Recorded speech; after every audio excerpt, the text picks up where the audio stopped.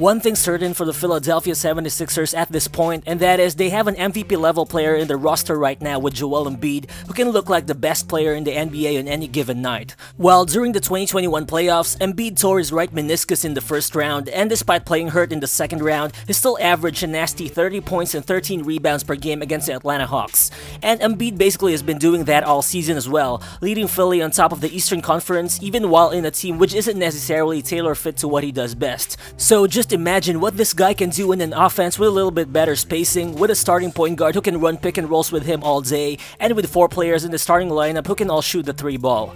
But for the record, this video isn't meant to be a knock on Ben Simmons' game, because after all, despite his shooting inefficiency, Simmons is still a 6'10", 3-time All-Star who has elite playmaking, elite defense, and is also just 25 years old. And those kinds of combinations don't come that often in the NBA. But still, it's been proven for quite some time now that there are real challenges and limitations that come with the Simmons and Embiid-led team, especially in the playoffs. And with Simmons informing the Sixers front office that he actually prefers to leave the team and that he does not intend to attend training camp, the possibility of a trade happening seems to be just a matter of when rather than a matter of if. So what's good, guys? It's Real Balls here, and today we'll look at how strange this entire Ben Simmons situation is and why are the Sixers actually having a hard time in terms of getting a deal which should land in pieces to compensate for Ben Simmons' value.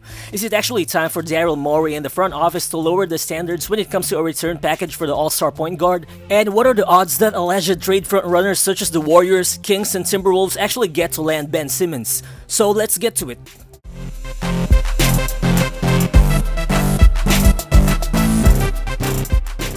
In recent years, teams like New Orleans and Houston basically had all the leverage in the world when it came to trade negotiations for their franchise players. But both the Pelicans and the Rockets were eventually able to get substantial value in return for Anthony Davis and James Harden respectively, despite the ridiculousness that both teams have had to deal with in the process. I mean, when the Pelicans traded AD, they got Ingram, Lonzo Ball, Josh Hart and additional picks in return, but they weren't necessarily banking on those young players to immediately contribute to winning, because even if they didn't pan out at first, there's a chance that the team's losing scenarios could get them some luck in the lottery, which in turn could land them a young star, which they immediately did in 2019 when they landed Zion Williamson. So basically, by trading Anthony Davis, the Pelicans were just placed in a win-win situation whatever the outcome was. And same goes for the Houston Rockets when they traded James Harden to Brooklyn. Houston is a rebuilding team, which means they can simply afford to wait and see if those assets they got from the Harden trade could continue bringing them draft luck in the future. And looking at those scenarios, you'll actually see where the problem comes in for Philly.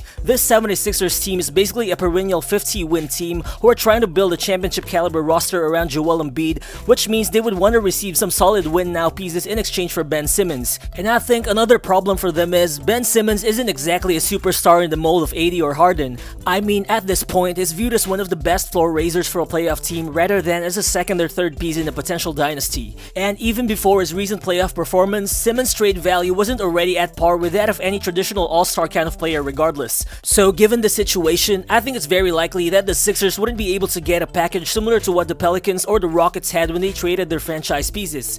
And so to me, the most important question here is, if you're the Sixers, should you simply take the best offer on the table for Simmons at this very moment? Well, I personally think that shouldn't necessarily be the case. I mean, for all we know, Daryl Morey could possibly wait until the trade deadline with the hopes of increasing Ben Simmons' value early in the season if he believes such a thing can happen. Cause what other choice do the Sixers really have at this point? It's just hard to imagine Ben Simmons' trade value improving by the time training camp starts, which is only a few weeks away. I mean, the guy is already an all-star and teams have already seen his strengths and weaknesses during past playoff performances. But yeah, I can definitely understand the Sixers if they choose to hold out on a trade. Cause either way, as long as Joel Embiid is reasonably healthy and he plays a good amount of games, Philly should arguably still be a top 5 team by the time the trade deadline comes, even with the Ben Simmons situation still ongoing. Because ultimately, I think the goal here for Philly isn't to have the best supporting cast around Embiid during the start of the season, but to have that winning supporting cast by the time the playoffs are near. And the Sixers can accomplish that by hoping that they can somehow bank on increasing other teams' interest in Ben Simmons as much as possible. But there's definitely a risk for Philly if they try to play it that way, cause what if Ben Simmons actually plays the Jimmy Butler card here?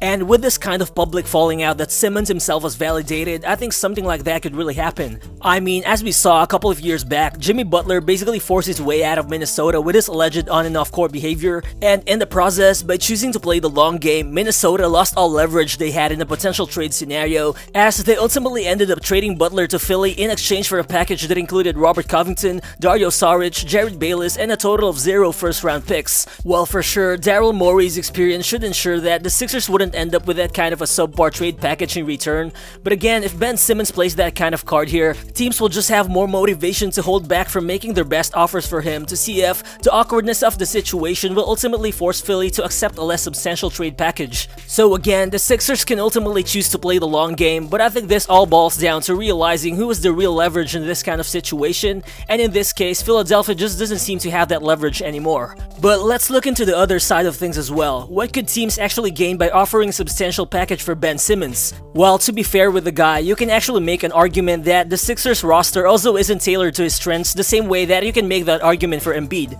Cause I remember back in the 2017 to 2018 season when Embiid was out due to injury, Simmons was able to engineer a win streak for Philly as he was able to thrive next to 4 shooters around him in JJ Redick, Saric, Covington, and Jared Bayless. So I mean, there's definitely a type of roster that could maximize Simmons' talent, but I think that's a roster which is guys who can run up and down in transition, and not a roster led by a big man like Embiid who plays best somewhere between the post and the mid-range. And also, looking into Ben Simmons' perspective, who knows how good he can become once he's traded to a team that actually caters to his strengths, and who knows how much better he can thrive in a roster which doesn't have so much championship hype unlike Philly. I mean, there's definitely a world wherein Ben Simmons' presence could actually turn his new team into a contender once he's placed in a much more favorable setting.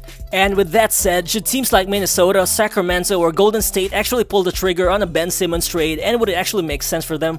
Well, personally, I think Golden State makes the least sense in terms of being a potential trade partner for Philly. I mean, sure, the Warriors can realistically offer Andrew Wiggins and the 2 years left on his deal, together with another young player and a couple of draft picks in exchange for Simmons, and sure, Simmons would be a great fit alongside Steph Curry, especially in transition, and despite his shooting problems, his defense alongside Draymond Green could devastate opponents. But the thing is, why would the Warriors go all in and trade all these assets when they have yet to see how Klay Thompson would look like coming back from a long layoff? I think Golden State would only give up that much for Simmons if they actually think that they can win big time in the playoffs, and a lot of that should depend on Klay Thompson's game, but given his age and where he's coming from, evaluating how good Klay still is could take at least a few months, which I think eliminates any necessity for the Warriors to acquire Simmons. But in contrast, I think the Sacramento Kings makes a lot more sense as a landing spot for Simmons, both fit-wise and package-wise. While the Kings have hit on their recent draft picks such as De'Aaron Fox, Tyrese Haliburton, and Davion Mitchell, which means that they can afford to package a couple of future first-rounders together with someone like Buddy Hield, who could also be expendable in the trade. I mean, having a career 41% three-point shooter like Hield alongside Embiid should be a welcome addition for Philly, plus acquiring a couple of future first-round picks should give the Sixers the chance to draft future franchise pieces as well, considering that Sacramento might still be a lottery team for a couple more years.